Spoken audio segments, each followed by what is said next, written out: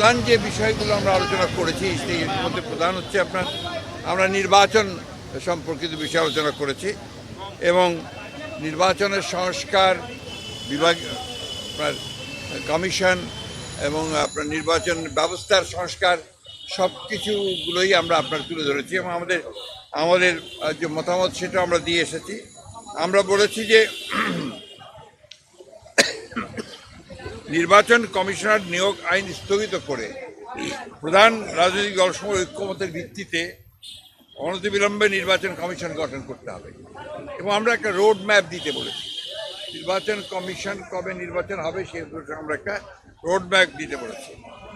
আমরা NID card যেটা আপনার স্বরাষ্ট্র মন্ত্রণালয়ে স্থানান্তর করার কথা আইন করা হয়েছিল সেটাকে অর্ডিন্যান্স জারির মধ্যে বাতিল করতে বলেছি। আমরা বিতর্কিত কোনো ব্যক্তি যেন কখনো এই নির্বাচন সংস্কার কমিটিতে না যায় সেই কথা আমরা বলেছি। আমরা বলেছি যে ফ্যাসিস্ট সরকারের সময় প্রতারণার সাজানো ভুয়া ভোটের মাধ্যমে গঠিত সকল ইউনিয়ন পরিষদকে বাতিল করতে বলেছি এবং 14, 18, 24 সালে যে সকল নির্বাচন কমিশন ছিল তার প্রধান নির্বাচন কমিশনার এবং কমিশনার সহ তাদেরকে ভুয়া নির্বাচন, ব্যর্থ নির্বাচন, আপনার একটা পক্ষপাতদুষ্ট নির্বাচন করার অভিযোগে তাদেরকে আইনের আওতায় আনার কথা বলেছি। আমরা বিচারপতি খায়রুল হক, যিনি আমরা মনে করি যে নির্বাচন ব্যবস্থাকে ধ্বংস করার জন্য মূল হোতা, যিনি তত্ত্বাবধায়ক সরকার আইন বাতিল করার মূল নায়ক ছিলেন, তার বিরুদ্ধে আমরা আইনগত ব্যবস্থা নেওয়ার কথা বলেছি রাষ্ট্রদ্রোহিতার অপরাধে। আমরা লক্ষ্য করেছি যে প্রশাসন থেকে প্রায় 2 মাস হতে চলেছে, আগামী 8 তারিখে 2 মাস হবে। এখন পর্যন্ত গত সরকারের আমলে অর্থাৎ ফ্যাসিস্ট সরকারের আমলে যারা তাদের দোসর হয়ে কাজ করেছে, তাদেরকে সহায়তা করেছে এই লুটপাট, অনাচার, অত্যাচার, মানুষের উপরে নির্যাতন, গুম খুনের ব্যাপারে, গণহত্যার ব্যাপারে, তাদের অনেকেই বেশিরভাগই এখনো পর্যন্ত বহাল তবিয়তে তার স্ব জায়গায় বহাল আছে। এদেরকে অবিলম্বে তাদেরকে সরিয়ে নিরপেক্ষ ব্যক্তিদেরকে এখানে আনার কথা আমরা বলেছি। আমরা বলেছি যে আপনার জেলা প্রশাসকের ব্যাপারে আপনারা লিখেছেন, পত্রপত্রিকাগুলিতে লেখালেখি হয়েছে, সেই 59 জন জেলা প্রশাসকের মধ্যে কী করে সেটা নিয়োগ করা হলো সেটা সম্পর্কে আমরা জানতে চেয়েছি। একই সঙ্গে যাদের বিরুদ্ধে অভিযোগ উঠেছে তাদেরকে নিয়োগ বাতিল করে দেওয়ার জন্য আমরা বলেছি। আমরা নতুন ফিট লিস্ট করার কথা বলেছি যোগ্য ব্যক্তিদের দিয়ে। আমরা চুক্তিভিত্তিক কত কিছু নিয়োগ বাতিল করার জন্য আমরা প্রস্তাব দিয়েছি। আমরা বিশেষ করে এই অন্তর্বর্তী সরকারের মধ্যেও 2-1 জন আছেন যারা এই অন্তর্বর্তী সরকার এবং আপনার যে গণ-অভ্যুত্থান বিপ্লবের যে মূল স্পিরিট সেটাকে ব্যাহত করছে, তাদেরকে সরানোর কথা বলে এসেছি।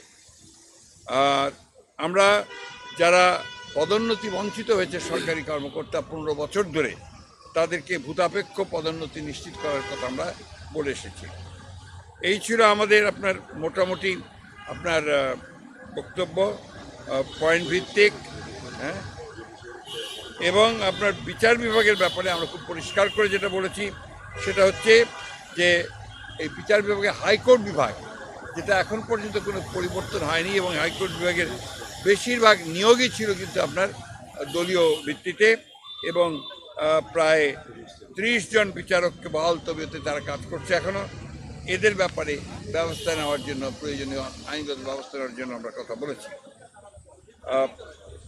এই কিছু দলকানা বিচারক যারা আছেন তাদেরকে অপসারণ করার কথা বলেছি।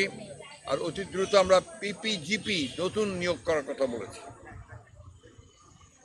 আরেকটা আমরা লক্ষ্য করেছি যে যাদেরকে অভিযোগে গ্রেপ্তার করা হচ্ছে সুনির্দিষ্ট অভিযোগের ভিত্তিতে, হয়তোবা আপনার দুর্নীতি অথবা হত্যা, এইসব সুনির্দিষ্ট মামলায় যাদেরকে গ্রেপ্তার করা হচ্ছে তাদেরকে আমরা দেখতে পাচ্ছি যে আপনার জামিন দেওয়া হচ্ছে।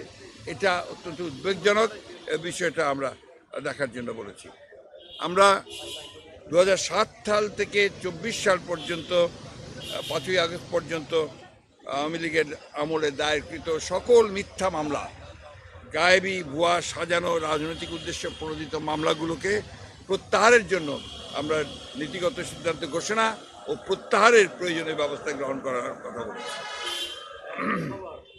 কিছু আমলা, কিছু আপনার পুলিশ কর্মকর্তা, কিছু শুনতে পাই কিছু আপনার বিভিন্ন মন্ত্রণালয়ের লোকজনেরা এবং আপনার মন্ত্রীরা তারা দেশ ছেড়ে পালিয়ে যাচ্ছে। কিভাবে পালাচ্ছে, কার সহযোগিতায় পালাচ্ছে, সেই বিষয়গুলো আমরা দেখার জন্য বলেছি।